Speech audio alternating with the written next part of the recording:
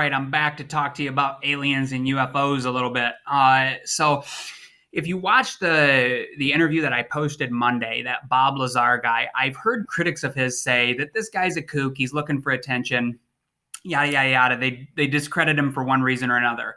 I'll tell you my personal feelings on Lazar, and that's not who I'm going to talk about in the rest of this video. But I just wanted to touch base on this.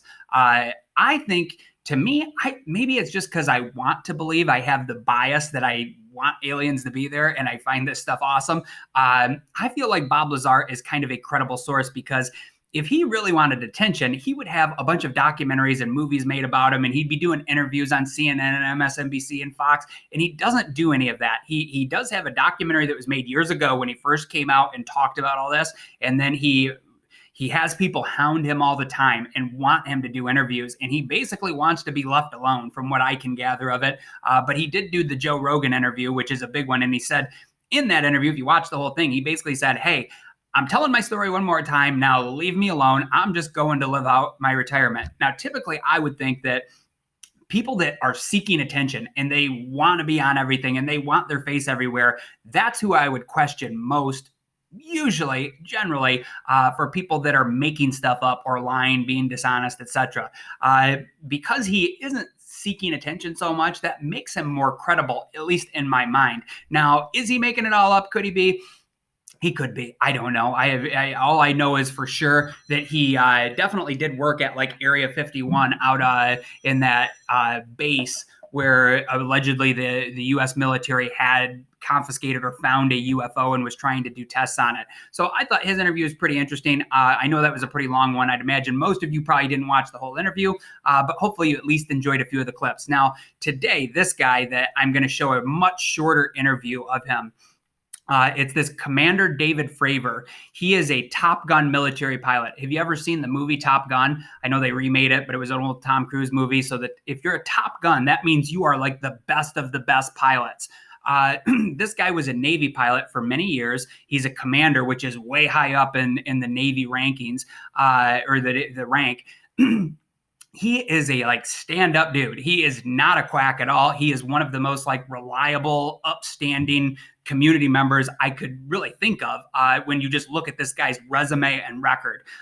In no way, and I've never heard anybody say about David Fravor, the guy that you're going to watch the interview of today, that this guy is a kook or just seeking attention. Now, actually, like when the 9/11 attacks happened, he was in command of a squadron over on the Pacific coast in California. And he was up there leading a squadron because that day was totally chaotic. And, you know, the Twin Towers had been hit and we were worried America was under attack. So he was actually up there in a squadron of planes like nothing happened in LA, but we didn't know what was going to happen. And he was up there looking for enemy planes coming in that were going to crash into buildings or something like that. So a top-notch guy. He's like has a lot of respect, and I think he's an all-around like decent, incredible source. Now, in 2004, he was up, and this is all caught on his like the cockpit like video camera.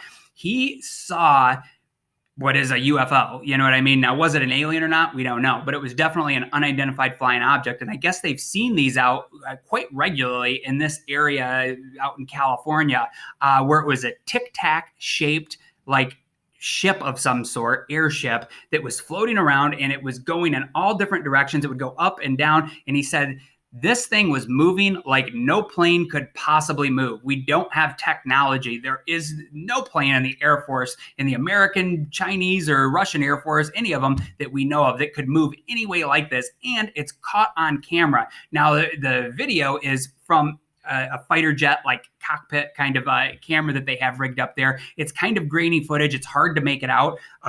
But you listen to his interview too, and I'm going to post a couple videos and I want you to watch them all. They'll all be quite brief.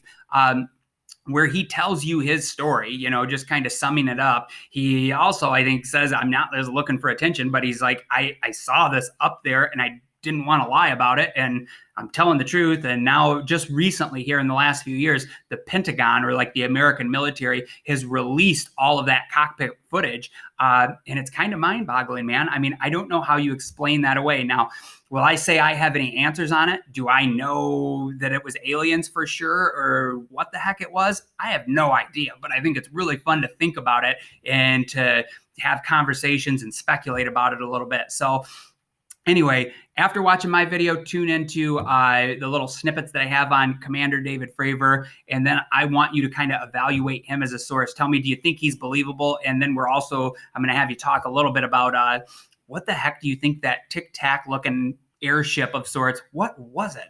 What could it have possibly been? A lot of possibilities out there. Aliens are one of them, but who knows? If you got other good ideas, I'm definitely interested in hearing them from you. All right, that's what I got for you for today.